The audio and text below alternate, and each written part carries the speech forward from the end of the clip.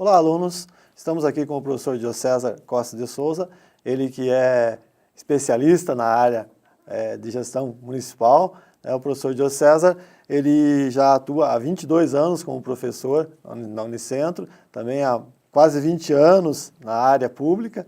O professor ele tem especialização em contabilidade e mestrado em finanças e contabilidade gerencial pela Universidade Federal do Paraná, é isso? E também está atuando nesse ano como secretário de Finanças do município de Guarapuava. Bem-vindo, professor. Obrigado, professor Jefferson. Prazer estar contigo. Nós vamos tratar aqui de um assunto bastante interessante, né, nos dias de hoje, que é a administração tributária. Quando se fala em administração tributária, se pensa muito na ação de administrar, mas na verdade a administração tributária diz respeito aos órgãos que estão relacionados a esse processo arrecadatório. Eu gostaria que o senhor me falasse um pouco para a gente sobre isso. Perfeito, professor Jefferson. Primeiramente, nós precisamos entender que para que o município ou qualquer órgão ou ente público possa fazer esse processo de arrecadação, existe uma lei.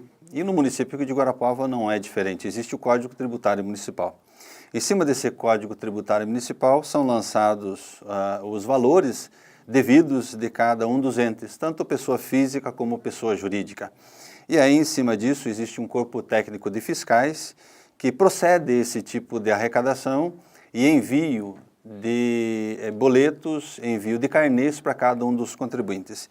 Então, inicialmente, ocorrem esses lançamentos e depois, efetivamente, a cobrança desses valores que reverte para o município utilizar da melhor forma possível.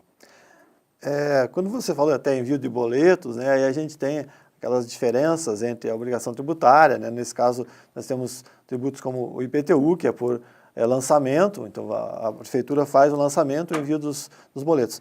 E aí a gente sabe que muitas prefeituras passam por dificuldades nesse sentido. Uma delas é o envio do boleto, atingir toda essa massa da população. Quais seriam outras dificuldades? E essa é uma dificuldade já foi superada pelo município de Guarapuava? Não. Na realidade, todos os municípios, primeiramente, precisam estar sempre atualizando os seus cadastros para que todo contribuinte, tanto pessoa física e jurídica, tenha os seus CPFs, CNPJs e endereços sempre atualizados. E aí, de posse disso, o município encaminha, se for, digamos assim, taxa de alvará, coisas desse gênero, boletos para o efetivo pagamento. E quando são IPTUs, valores dos seus carnês. Mas uma das dificuldades que nós encontramos é essa sempre atualização desses cadastros. A outra dificuldade que nós temos é a conscientização da população, conscientizando a população para que pague esses tributos na hora certa, no momento oportuno, na hora devida, porque esses recursos, na realidade, revertem para o bem-estar da coletividade. Uma das dificuldades que nós temos encontrado também é a necessidade sempre de qualificação dos profissionais, para que esses profissionais, já que ingressam na área, possam estar sempre fazendo curso, se atualizando, tanto na área contábil, gerencial, como da legislação, para que tudo isso possa fluir da melhor maneira possível, concorrendo sempre para o bem-estar da coletividade. O uso da tecnologia da informação facilita bastante esse tipo de coisa, né? A gente percebe a possibilidade de impressão da segunda via do boleto. Vamos pegar o IPTU, que é um exemplo mais fácil de entendimento. Isso está sendo também utilizado pela Prefeitura de Guarapuava? Sem dúvida. Todo contribuinte, se tiver o desejo, o interesse, pode acessar o site do município, como outros municípios provavelmente já têm disponível essa ferramenta, entrando com o seu CPF ou CNPJ e o código, a sua matrícula, ele pode imprimir automaticamente o seu carnê. Isso facilita com que o contribuinte, no momento em que desejar pagar os seus tributos, deixar em ordem, digamos, a situação fiscal com o município, já possa emitir esses boletos, essas guias e automaticamente pagá-los. Então essa ferramenta da tecnologia é muito importante nos dias de hoje, porque daí não fica se aguardando o momento oportuno em que o município encaminhe, até porque daí dependemos também de envio por correios, situações congêneres. E aí evita até a inscrição de dívida ativa desse contribuinte, se porventura faltar o seu pagamento nos tributos inerentes à sua razão social, ou tanto de pessoa física quanto jurídica. Eu acho interessante isso, né? Porque a gente fala de administração tributária, a gente está falando de receita e de gastos, né?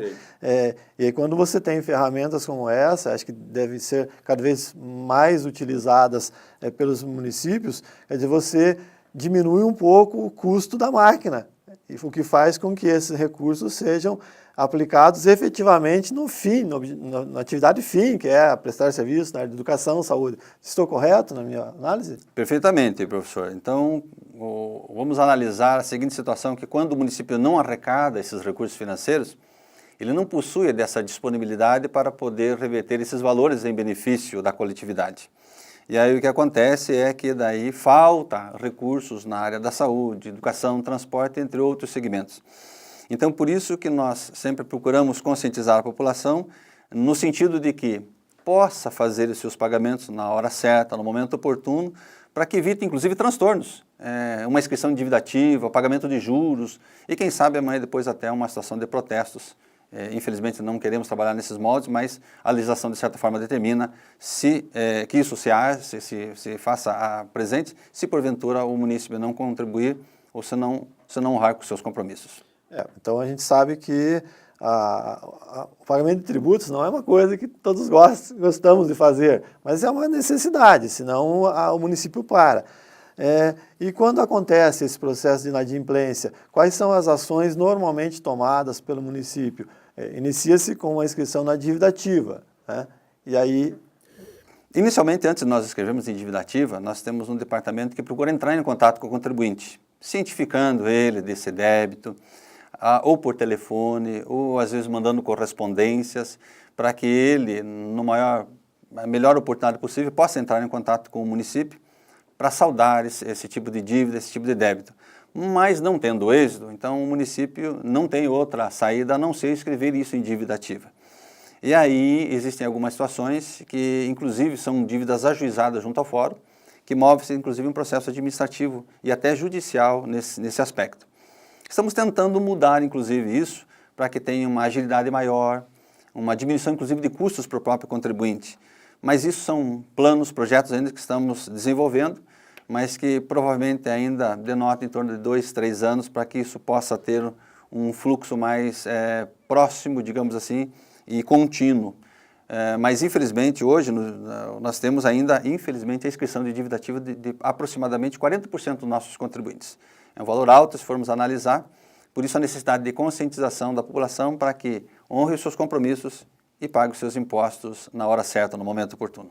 Aí a gente tem, quer dizer, duas situações bem antagônicas, né? Quer dizer, se ele pagar antecipadamente, ele tem o benefício do desconto, né? E o município tem o benefício que tem esse recurso mais rapidamente, pode planejar melhor. Por outro lado, se ele não pagar, se ele atrasar, ele vai ter juros, multas, e aí até uma possível ação judicial, né? O que acaba encarecendo para ele e atrapalhando o planejamento do município. É verdade, professor Jefferson. Inclusive isso, o Código Tributário Municipal, de certa forma, já prevê. Então, o que o município faz é tudo embasado em legislação. Então, dessa forma, o município não pode deixar de cobrar esse tipo de tributo. Até porque daí a administração municipal estaria incorrendo em crime de improbidade. Então, por que nós cobramos do indivíduo A e não cobramos do indivíduo B? A legislação é idêntica para todos. Então, pela mesma razão que se o indivíduo A paga, automaticamente o indivíduo B também tem que honrar com seus compromissos. Até porque a coletividade são todos os contribuintes que gozam do bem-estar dessa coletividade. Ou seja, na área da saúde, se necessário for, segurança, transporte, a infraestrutura, digamos assim, que o município, de certa forma, oferece. Dessa forma, a necessidade, então, de uma maneira ou de outra, de todos contribuírem para que haja esse bem-estar de forma integrada da coletividade como um todo. Isso já vem lá da Constituição, né? O princípio da igualdade, da isonomia tributária, quer dizer, não pode um pagar e outro deixar de pagar. O prazo para que se tome uma ação judicial, qual é ele? Vamos imaginar esse ano. Então, nós estamos nesse ano em curso. Então, o contribuinte tem até o dia 31 de dezembro para fazer o seu pagamento inerente a esse exercício financeiro. A partir do mês de janeiro do ano subsequente, já entendemos que o contribuinte não tem capacidade ou não desejou contribuir com o município nesse ano efetivo. Então, automaticamente, a partir do mês de janeiro do ano subsequente, o município já pode escrever isso em dívida ativa e também já pode entrar com medidas judiciais mais severas para a cobrança desses tributos, né, se assim achar que seja conveniente. Interessante isso, né? Aí a gente tem bem claramente a noção de administração tributária, né? Porque se pensa, o prefeito ou o secretário de finanças, ele quer porque quer o meu dinheiro, mas na verdade não, ele está cumprindo com o seu dever de administrador dos tributos do município, é isso, né? Exatamente. O que o ente público faz, e aí entra a questão da gestão pública, é apenas aplicar o que a legislação de certa forma determina. E se o gestor público não fizer isso, ele também está sujeito às próprias sanções. Até porque a legislação determina que o ente público obrigatoriamente cobre esses tributos. Então, aí vem a ideia exatamente daquilo que o senhor comentou, professor, da isonomia. Então, se um contribuinte tem que pagar, o outro também tem. É claro, professor, existem as exceções, por exemplo, pessoas que têm carência, pessoas idosas, pessoas que têm um salário bem menor, e aí a administração, o próprio município já tem dentro do seu código tributário as condições que a isenção desses impostos. Um dos casos mais comuns é o IPTU. Então, se o contribuinte comprova que ele não tem condições, tem uma renda mínima, tem uma residência até 70 metros quadrados, é um único imóvel, automaticamente, é claro, a administração pública ciente, os administradores cônscios disso, e com base na legislação tributária, isentam esse contribuinte do pagamento de impostos. O que no município de Guarapuava gira em torno de 4.000 a 6.000 contribuintes, dependendo do período, até porque daí isso anualmente é corrigido, né, pelos índices inflacionários, então gira em torno de 4 a 6 mil contribuintes que são isentos anualmente desses tributos no município. Muito bem. Professor, mais alguma coisa que o senhor gostaria de nos colocar? Eu gostaria de sempre salientar, professor, e também como professor da área, de que aqueles que nos assistem, se amanhã depois desejarem entrar nessa área de gestão, administração pública, se qualifiquem. Nós precisamos hoje de muitos bons profissionais, profissionais capacitados em todas as áreas, em todos os segmentos, profissionais que desejam cada vez mais um aprimoramento. E esse intercâmbio que estamos tendo, eu acredito que serve inclusive para aprimorar o conhecimento de muitos, mas deixo aqui a minha sugestão sempre de aprimoramento, de capacitação para todos aqueles que nos assistem. Muito bem, ótimas últimas palavras nessa nossa entrevista, porque realmente é isso, né? O processo de aprimoramento constante, como as coisas vão mudando, né? O mundo é muito dinâmico, ainda mais com esse advento da tecnologia da informação, então temos que estar constantemente nos atualizando, buscando mais informações. Professor, eu agradeço muito pela sua presença, né? Se tivéssemos mais tempo, poderíamos ficar horas aqui debatendo sobre esse assunto bastante interessante, mas eu agradeço bastante, né? E até uma próxima oportunidade. Também agradeço, professor Jefferson, e me coloco sempre à disposição para qualquer uma outra oportunidade que o senhor me convidar. Muito obrigado.